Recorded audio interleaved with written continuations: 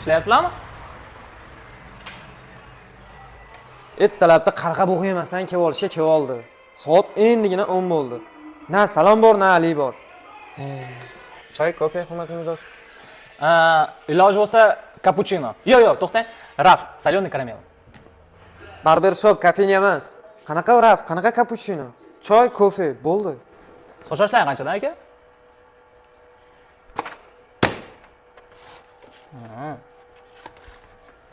Soqol qanchadan olasizlar?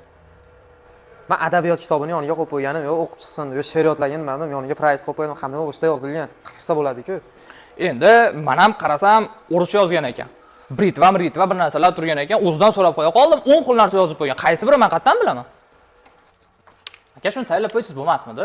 Shoshilayotganimda.